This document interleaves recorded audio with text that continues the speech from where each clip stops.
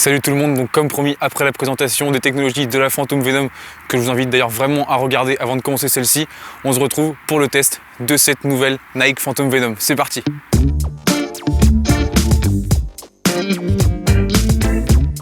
Alors on commence tout de suite avec le confort de la paire. Vraiment, dès que je l'ai enfilé, je me suis senti très à l'aise dedans. Pas de résistance sur les côtés, je veux dire, il n'y a pas de résistance qui fait que mon pied soit trop serré. La chaussure est directement adaptée à la forme de mon pied. Je me sens vraiment libre à l'intérieur.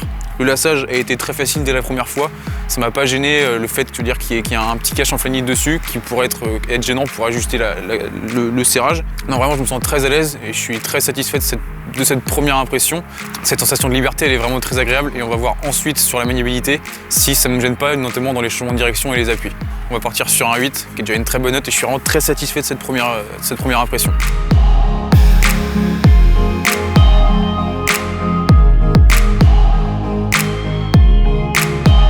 Pour ce qui est de la maniabilité, je me suis vraiment senti très bien maintenu. Comme je vous le disais au début, la sensation de liberté que je ressentais m'a pas du tout gêné, au contraire.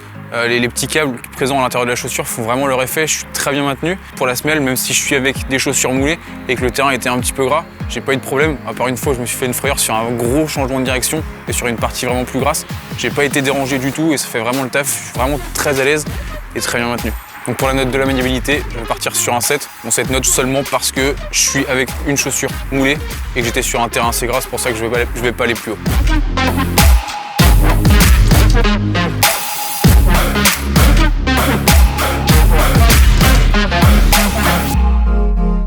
Pour le toucher de balle, c'est une chaussure qui est assez fine, comme je vous l'ai dit, le Flyknit recouvert d'une couche de silicone et on le ressent vraiment une vraie proximité avec le ballon, c'est très agréable dans les changements de direction, que ce soit pour les tirs, les frappes, on sent vraiment cette finesse et cette proximité avec le pied. Là aussi pour la technologie présente sur l'avant en nid d'abeille, on a une vraie proximité et une vraie accroche avec le ballon. Comme je vous l'ai dit, c'est un terrain gras, le ballon était un petit peu humide et pour autant il ne m'échappait pas du pied, il restait assez proche, assez collé. Je vais terminer sur la zone de Precision Power pour les frappes.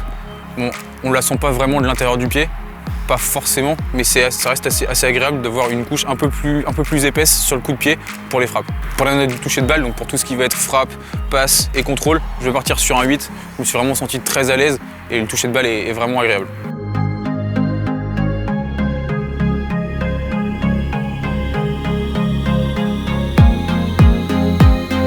Donc pour la durabilité, je ne vais pas me prononcer et donner une note parce que je ne l'ai pas testé assez longtemps pour ça. Je vais quand même vous donner quelques informations. On sait que la partie en silicone va se nettoyer relativement bien, l'entretien va être plutôt simple. Juste la petite partie en Flyknit qui risque d'être un peu sale et tachée assez rapidement. En revanche, on a repéré 2-3 points de couture qui paraissent assez fragiles, donc ça va rester à surveiller.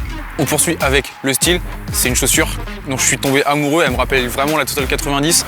La chaussure de Wayne Rooney dont j'étais absolument fan, avec cette zone Precision Power. C'est vraiment quelque chose qui me plaît, je vais être un peu subjectif pour le coup et je vais lui mettre un 9.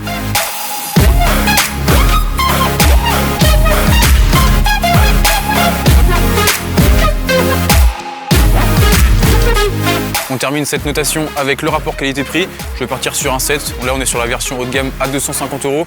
Donc ça va être dans les prix classiques, avec la qualité classique, ça va être la même chose. Donc je vais partir sur un 7 qui nous correspond bien. Voilà, c'est déjà la fin de ce test. Je vous mets un petit récapitulatif des notes juste ici. Personnellement, j'ai été vraiment satisfait par cette chaussure. Je pense que je vais continuer une bonne partie de ma saison avec celle-ci. Donc si vous aussi vous l'avez testé, n'hésitez pas à nous dire ce que vous en avez pensé dans les commentaires. On se retrouve bientôt pour de nouvelles vidéos. Salut!